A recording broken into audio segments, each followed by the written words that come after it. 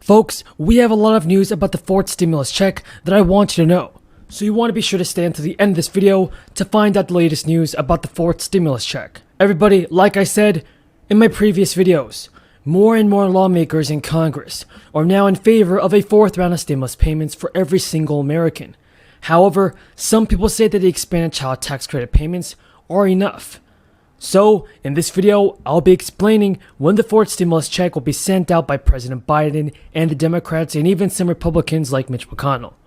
Hopefully everybody, the Democrats and Republicans and even the White House can find an agreement on the fourth stimulus check and send out the help that many Americans need. Now look, my friends on the other side never had any problem creating $2 trillion in tax cuts for the very wealthy.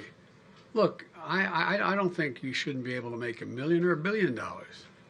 I'm a capitalist, but guess what? I'm also listed for 36 years as the poorest man in the Congress. But I make big money now, I'm a president. But all kidding aside, I don't think we should punish anybody, but just pay your fair share. Just pay your fair share. You know, the issue that has been championed by Rosa for years, in the past, if you paid your taxes and had an income high enough that you were able to take the $2,000 per child deduction, you could actually write it off your taxes. But how many families do you know of cops and firefighters and school teachers and what that don't pay that much in tax because they pay a tax, but there's nothing, you say you're going to get $4,000 back for your kids. Well, you know, it's not refundable. Either it comes off your tax bill or you don't get it at all. The American Rescue Plan, which these folks voted for as well, and I'm very proud of it, is a real game changer. It started our economy moving again. So in America, you got tens of millions of people whose problems have long been neglected by Congress and by presidents, while the very rich get richer. And what we are finally saying is we're not going to ignore those problems anymore. That now is the time for us to stand up for the working class of this country and tell the billionaires that they're going to have to start paying their fair share of taxes. What we are talking about is not simply a laundry list, a wish list. It is the needs of the American people. We will no longer continue to have the highest rate of childhood poverty of almost any major country on earth. And that's why with the American Rescue Plan and those $300 direct payments, we have cut childhood poverty in America in half, and we ain't going back.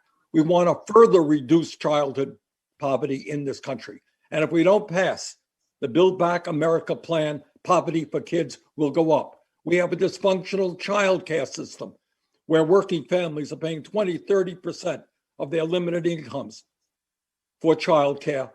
Workers are paid starvation wages, and millions of women are unable to go to work because they can't afford child care. That is absurd.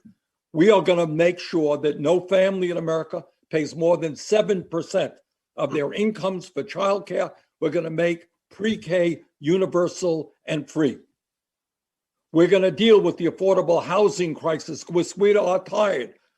But recognizing the momentous weight of history that rested on his shoulders. And Chris, I came up with the same sentence from your book. Someday, he wrote, will be recognized as a great landmark in the struggle of mankind for peace. Never before has such a record been written, and men will read it for 1,000 years in amazement and wonder how it ever happened. When President Clinton spoke at this first dedication, he ended on a poignant reminder. He said, and I quote, "The road to tyranny, we must never forget, begins with the destruction of truth." The road to tyranny begins with the destruction of truth. In my view, that was the lesson at the heart of the Nuremberg trials. Finding truth, documenting it, so it could never be denied. In court, Tom Dodd built a case fact by fact, using the Nazis' own meticulous records of crimes and shocking human evidence to pin down Nazi leaders who tried to deny their complicity and feign ignorance. And even more important, in fact, it is kind of sad to see that Democrats and Republicans cannot agree on helping out the American people with the fourth round of payments. Now folks, Social Security recipients could see a huge increase in monthly benefits very soon. And this is wonderful news for all Ssi beneficiaries. So if you want to stay up to date on the latest news about the fourth stimulus check and Social Security benefits, then be sure to stay until the end of this video. Now folks, the Social Security COLA for 2022 could be the biggest in decades. However, that increase in monthly checks will not be enough. The Senior Citizens League sent a letter to members of both the House of Representatives and Senate this week. The group is ramping up its calls for new $1,400 stimulus checks to be sent at once to Social Security beneficiaries. The letter signed by Richard Delaney, chairman of the Senior Citizens League, said that we believe that a special stimulus for Social Security recipients could help defray the higher costs that some would face if next year's COLA bumps them into a higher tax bracket, causing higher tax rates on their income and surcharges to the Medicare Part B premiums. So folks, next year's Social Security COLA is projected to be at least 6%, driven by rising consumer prices. However, a different measure, the Consumer Price Index for Elderly, or the CPIE, would more accurately reflect the cost that seniors face.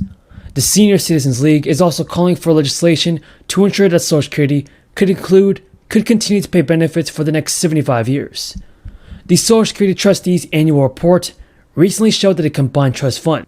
So everybody, a fourth stimulus check would definitely add billions to the price tag of the currently $3.5 trillion budget reconciliation bill the Democrats plan to use to push the sweeping proposals through Congress.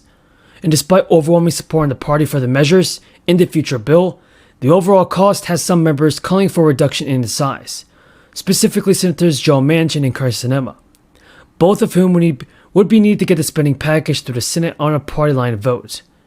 Through extending the changes to the child tax credit for the 2021 fiscal year to 2025, families would continue to receive the advanced monthly payments on the enhanced tax provision, which are currently up to $300 per child under 6 and $250 for each kid 6 to 17. In a report in August, it calculated that over 12 months of the child tax credit could pump $27 billion into local economies across the country. Although more populous states would get more funds in general, the credit would have a greater impact in rural communities, which would benefit from higher purchasing power of the cash injections relative to urban areas. Joe Manchin is demanding that his Democratic colleagues prioritize which of the measures to help working families that they want in the final bill in order to get his essential vote. He wants them to choose between a child tax credit, paid family medical leave, or subsidies for childcare, unless Manchin can persuade to change his mind. It's one of a number of priorities that Democrats are seeking to include in their economic package